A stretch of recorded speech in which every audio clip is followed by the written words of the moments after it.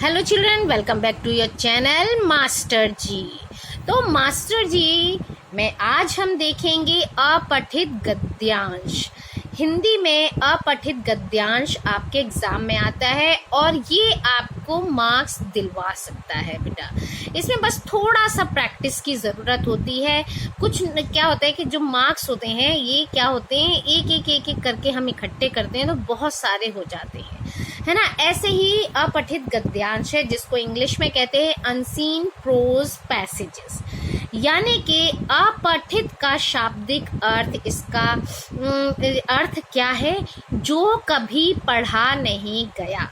यानी इसके पहले आपने ना आपकी बुक में पढ़ा था ये पैराग्राफ, है ना, अचानक से हमारे सामने दे दिया जाता है। और इसकी प्रैक्टिस के लिए क्लास में टीचर्स आपको कभी न्यूज़पेपर या कभी कोई स्टोरी बुक ले आते होंगे, उनका पैराग्राफ दे देते होंगे और उनसे अपने क्वेश्चंस कुछ दे दिए, या आपको प्रैक्टिस के लिए कहते होंगे कि कुछ बच्चे क्वेश्चंस निकालिए और दूसरी टीम को बना दिया तो कहेंगे आप उसके आंसर्स इसमें से ढूंढिए। तो इस तरह से प्रैक्टिस कराते होंगे। तो ये क्या होता है, ये मार्क्स बहुत अच्छे से हमारे लिए आ सकते हैं एग्जाम में। तो इसको पहले हम समझ लेते हैं ये कैसे करना चाहिए। अपठित गद्यांश में जो गद्यांश होता है उससे संबंधित अलग अलग तरह के प्रश्नों के उत्तर देने के लिए कहा जाता है। कई प्रकार के प्रश्न होते हैं उसमें। इस प्रकार क्या होता है, इस विषय में ये क्या उम्मीद की जाती है बच्चों से या जो पढ़ता है पाठक से कि गद्यांश को वो ध्यानपूर्वक पढ़े और उससे संबंधित जो भी प्रश्न दिए गए हैं उनका उत्तर उसी पैराग्राफ के आधार पर संक्षिप्त रूप में, मतलब ऐसे नहीं कि उसकी पूरी स्टोरी लिख दें, संक्षिप्त रूप में प्रस्तुत करें, है ना।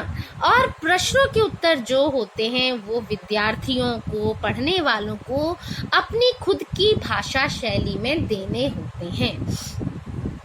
अपठित गद्यांश से क्या चाहते हैं, मतलब अपठित गद्यांश के द्वारा ये विद्यार्थी जो होते हैं, स्टूडेंट जो होते हैं, उनकी जो व्यक्तिगत योग्यता होती है, उनकी जो अभिव्यक्ति, बोलने की, बात को व्यक्त करने की जो क्षमता होती है उससे पता चलता है। मतलब इसी अनसीन पैसे से पता लगाया जा सकता है कि बच्चे में व्यक्तिगत योग्यता कितनी है, उसको किसी भी बात को अभिव्यक्त करने के लिए उसमें कितनी क्षमता है। ठीक है।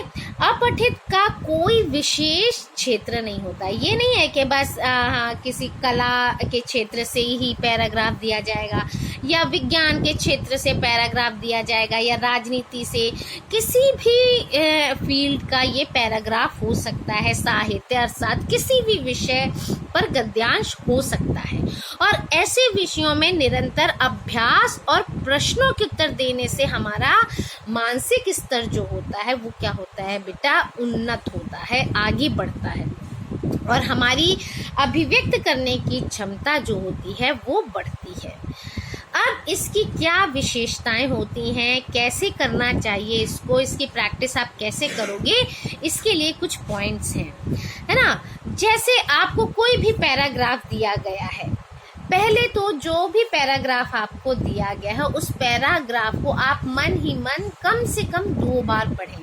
पहली बार हम पढ़ते हैं कुछ चीज़ें पता चलती हैं, है ना।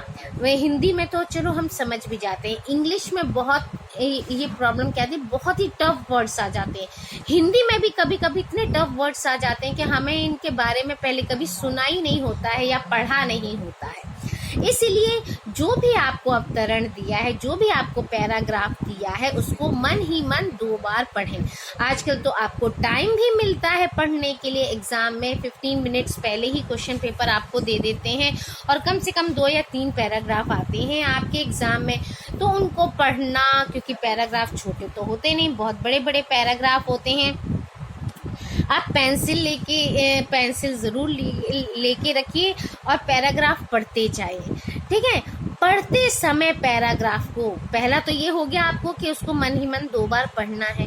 अब पढ़ते समय उस पैराग्राफ को जो भी आपको विशिष्ट या मेन पॉइंट लगे, है ना, उसको रेखांकित करते जाएं। मतलब हल्की लाइनों से उसको क्या करें, पॉइंट आउट कर लें, क्योंकि एग्जाम में तो मना करते हैं क्वेश्चन पेपर में लिखने के लिए, लेकिन फिर भी हल्की पेंसिल से आप उसको पॉइंट आउट कर सकते हो कि ये इम्पोर्टेंट है, ये इम्पोर्टेंट है, या कुछ डेट्स दी हों या प्लेसेस दिए हों या किसी विशिष्ट व्यक्ति के नाम वगैरह दिए हों, तो इस तरह से आप उसको पॉइंट आउट कर सकते हैं।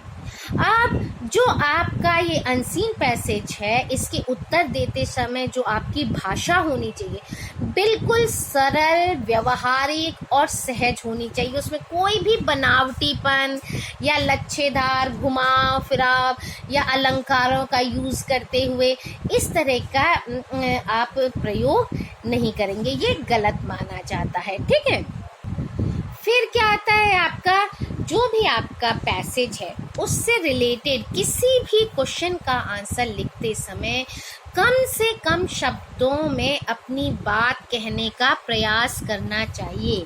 आप स्टोरी नहीं लिख रहे हैं, है ना, आपको जैसे वो समझ में आ गया कि क्या कहना चाह रहे हैं, आंसर में पूछ रहे हैं, तो आप उसको लॉन्ग वर्ड्स में नहीं करना है कि बहुत बड़ा आपने एक पैराग्राफ बना दिया, आपको अच्छे से समझ में आ गई स्टोरी और आपने उसका पैराग्राफ बना दिया आंसर का।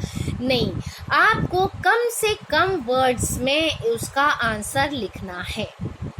लास्ट आपका क्या है, सबसे इम्पोर्टेंट, जब आप शीर्षक देते हैं, हेडिंग बोलते हैं ना, कि इस पैराग्राफ का कोई उचित क्या दीजिए, नाम दीजिए, है ना, या इसका शीर्षक लिखिए, इस तरह की चीज़ें आती हैं, तो आपको क्या करना है, उसके लिए आपको ये नहीं कि बहुत लंबा चौड़ा नाम लिख दिया, आपको शीर्षक जो है, आपका जो हेडिंग है, वो क्या होनी चाहिए, हमेशा छोटी से छोटी होनी चाहिए, 1-2 शब्दों की।